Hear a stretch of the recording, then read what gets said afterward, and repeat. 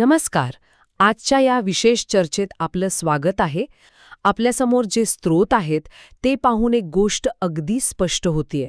जग एकाच वेळी दोन वेगवेगळ्या दिशांना ओढलं जातंय. म्हणजे बघा, एकीकडे देश आत्मनिर्भर होत आहेत, स्वतःच्या सीमा, स्वतःची ओळख अधिक घट्ट करत आहेत, तर दुसरीकडे काही समस्या अशा आहेत जिथे जागतिक सहकार्याशिवाय पर्यायच नाहीये. आज आपण ह्याच गुंतागुंतीच्या जागतिक पटावर जरा सखोल नजर टाकणार आहोत.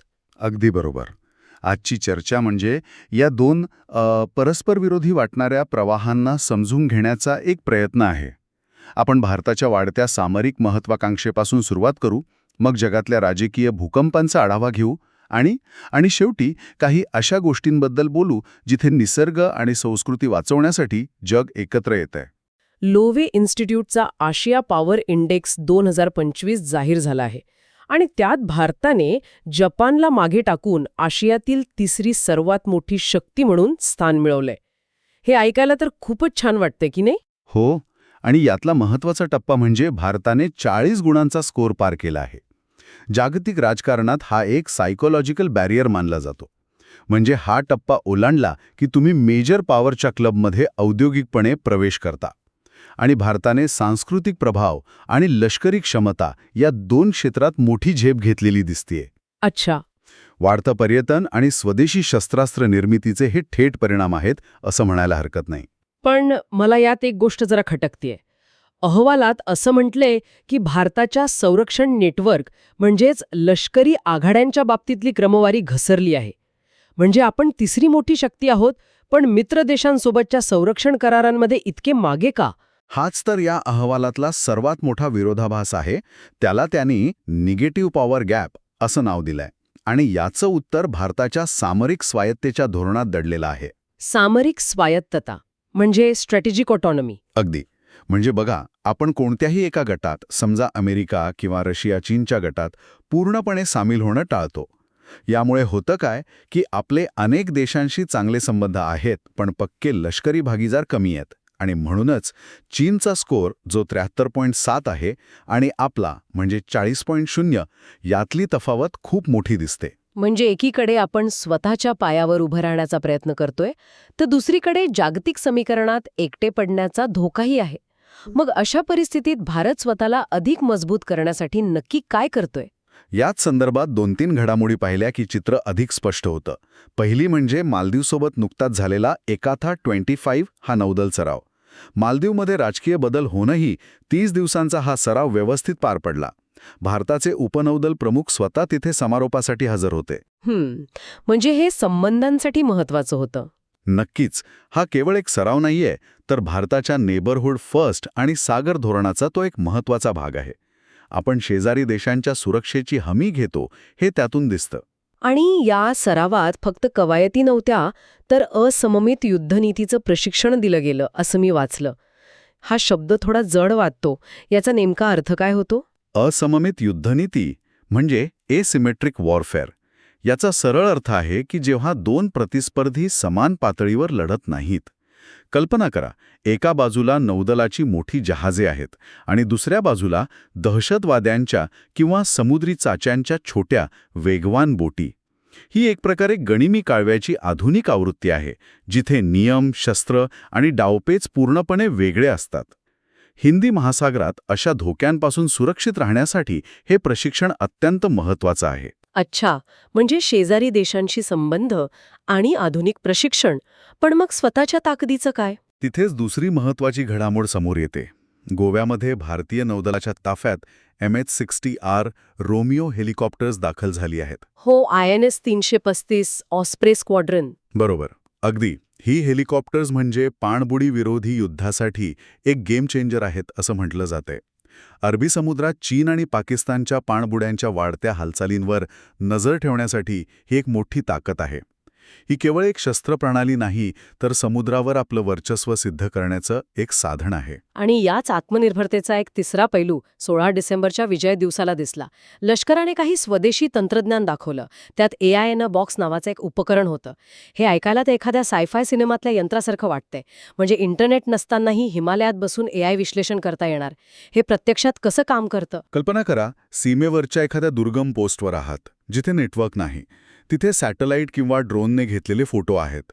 हे छोटेखाने बॉक्स, हे उपकरण त्या फोटोंचं विश्लेषण करून शत्रूचे बंकर्स किंवा सैन्याच्या हालचाली कुठे आहेत हे तात्काळ सांगू शकतं. कमाल आहे हे तर. हो, आणि यासोबतच लष्कराने एकाम AI नावाचा स्वतःचा AI प्लॅटफॉर्म तयार केला आहे. याला डेटा सार्वभौमत्व किंवा डेटा सॉव्हर्निटी म्हणतात. म्हणजे आपल्या लष्कराची गोपनीय माहिती कोणत्याही परदेशी कंपनीच्या सर्व्हरवर जाणार नाही. जणू काही तुम्ही तुमच्या घराचे महत्त्वाचे दस्तऐवज स्वतःच्या तिजोरीत ठेवताय, दुसऱ्याच्या बँकेच्या लॉकरमध्ये नाही. या सगळ्या गोष्टी भारताच्या बदलत्या सामरिक ओळखीकडे निर्देश करतात: स्वायत्त, शक्तिशाली आणि आत्मनिर्भर. एकीकडे भारत आशियात आपला प्रभाव आणि स्वायत्तता वाढवतोय, पण त्याच वेळी जगात एक वेगळीच लाट उसळली आहे.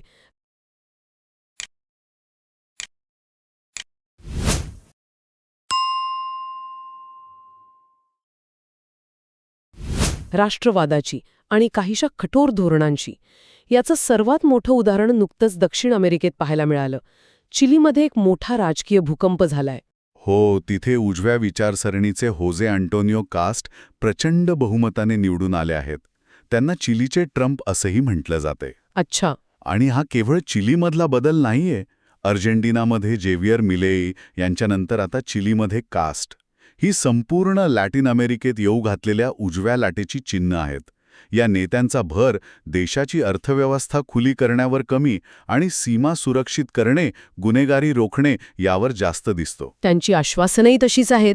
बेकायदेशीर स्थलांतर रोखण्यासाठी सीमेवर 5 मीटर उंच भिंत आणि 3 मीटर खोल चर खणण्याची योजना.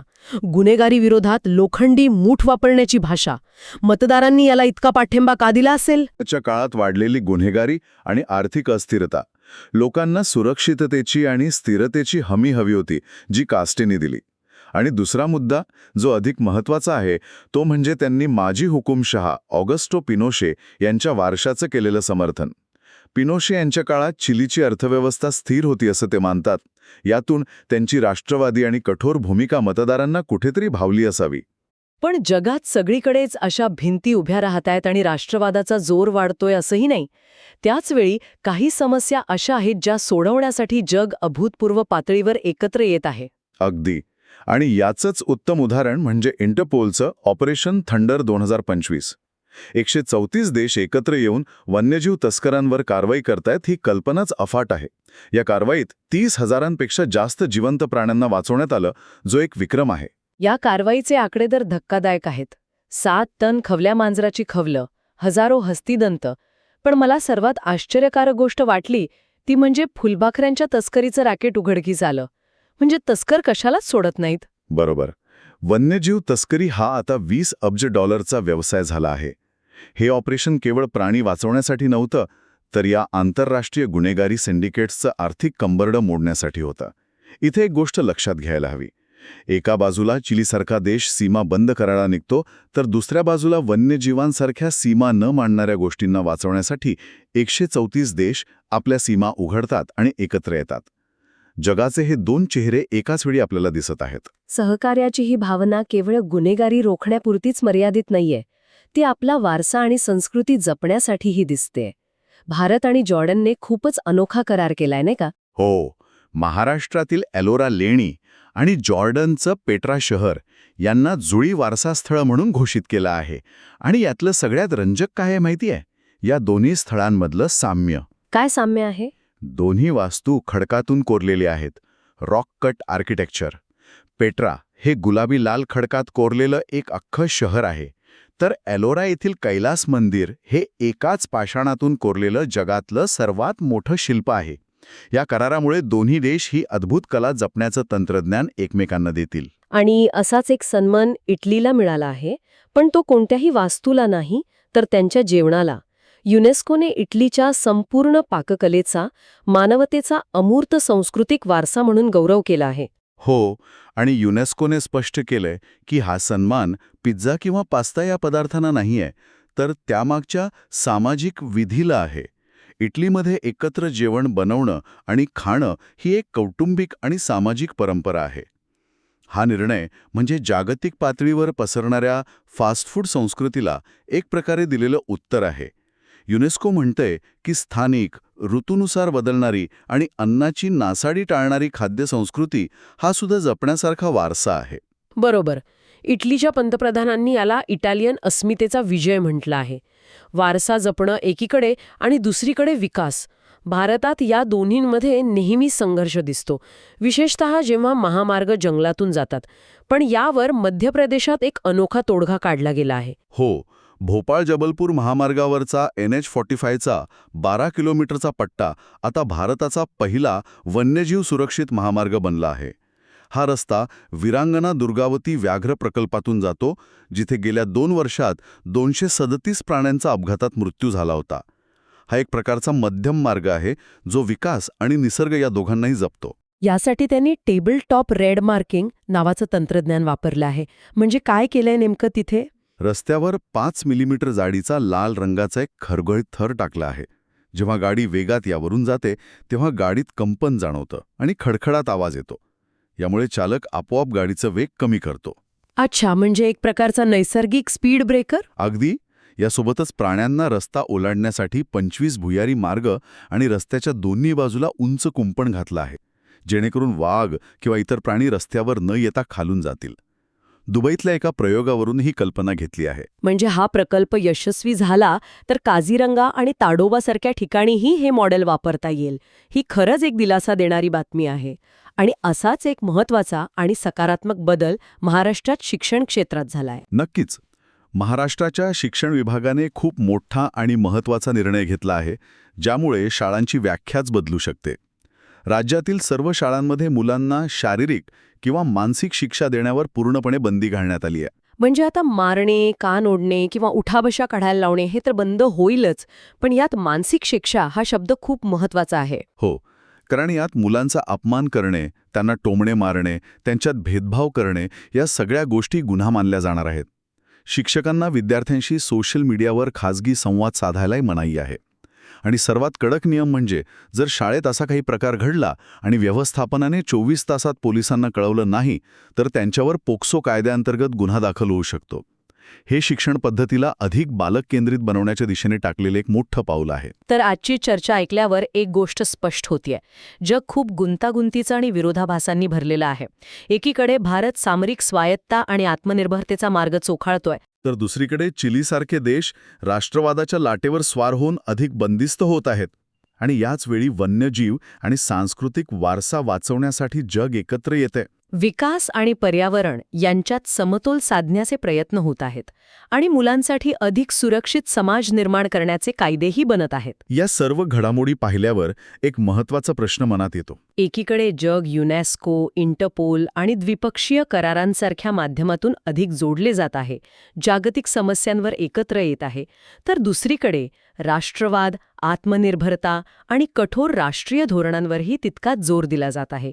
या दोन्ही परस्परविरोधी वाटणाऱ्या प्रवाहांमध्ये भविष्यातील जागतिक व्यवस्थेचा समतोल नेमका कसा साधला जाईल